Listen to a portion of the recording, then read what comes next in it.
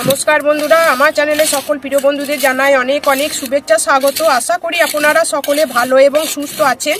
बंधुरा आमी आमार छाद बागाने नतून एकटा भिडियो आपनादेर काछे शेयार करते चले एसेछि। आशा करी भिडियोटी आपनादेर अनेकटा उपकारे लागबे, भालो लागबे। देखुन बंधुरा आमार एखाने लंका गाछ आछे, टमेटो गाछ आछे। आमी एखाने किभाबे परिचर्या करछि सेइगुलो आमी तुले धरछि। देखुन आमी এই লঙ্কা গাছটাকে আমি 1G কাটিং করছি। এখানে লঙ্কা গাছগুলো 4G কাটিং পর্যন্ত আপনারা করতে পারবেন। এটা আমি করে দিয়েছিলাম। দেখুন বন্ধুরা দুদিকে কি সুন্দর ফ্যাংরা বেরিয়ে গিয়েছে। তারপর আমি আবার করে দিয়েছিলাম। এই দুটো ফ্যাংরা বেরিয়েছে, প্রথমে একটা বেরিয়েছিল, তারপর এটাতে আমি করে দেব। এইভাবে করে দিতে হবে।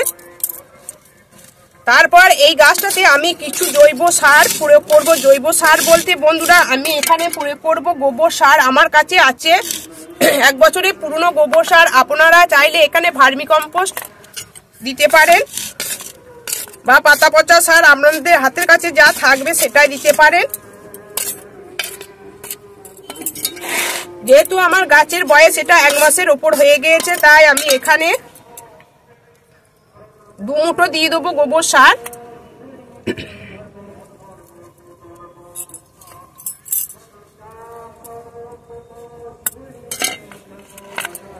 এই গাছটাতেও দিয়ে দেবো। আমি যেহেতু ছাদ বাগানে সমস্ত গাছই আমি জৈবিকভাবেই চাষ করতে ভালোবাসি। আমি কোনো রকম রাসায়নিক সার ব্যবহার করি না। আমার হাতের কাছে যে উপকরণগুলো থাকে সেই দিয়ে আমি গাছের পরিচর্যা করি। এইভাবে আপনারা এইরকম আমার মতন পরিচর্যাগুলো করবেন, দেখবেন গাছের টাইম লাগবে একটু বেশি, কিন্তু গাছের মাটি থাকবে ভালো, গাছের স্বাস্থ্য ভালো থাকবে এবং ফুল ফলও হবে দুর্দান্ত। এখানে টমেটো গাছগুলো দেখুন আমি এত তাড়াতাড়ি এটা ফুল নেবো না, ফুল চলে এসেছে। এখানেও আমি এখানে 1G কাটিং করে দিচ্ছি।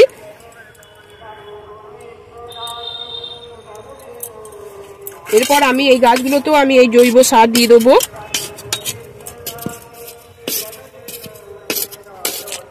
আমি শীতের শাকসবজি গাছ আমি এইভাবেই সমস্ত সব গাছই এইভাবে পরিচর্যা করি।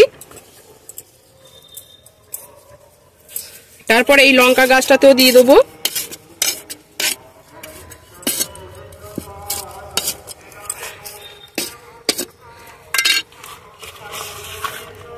আপনারাও নিশ্চয়ই আমার মতন এরকম শীতের শাকসবজি গাছ লাগিয়েছেন, তাদের পরিচর্যা ঠিক টাইমে ঠিক মতন করছেন।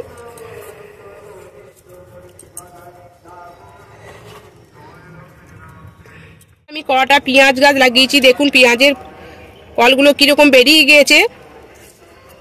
আর এখানে দেখুন বন্ধুরা এখানে আমি লাগিয়েছিলাম পালং শাক, কিন্তু পালং শাকের বীজের মধ্যে দেখুন এটা মনে হচ্ছে কি গাছ মনে হচ্ছে জানি না, এই পাতাগুলো বীজের মধ্যে ছিল, দেখুন বেরিয়েছে।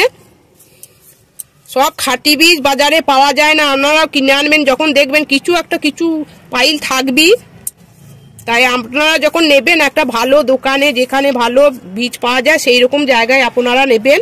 তাই যে সমস্ত বন্ধুরা আমার এই ভিডিওটি এতক্ষণ ধরে দেখলেন তাদের নিশ্চয়ই ভিডিওটি ভালো লেগেছে।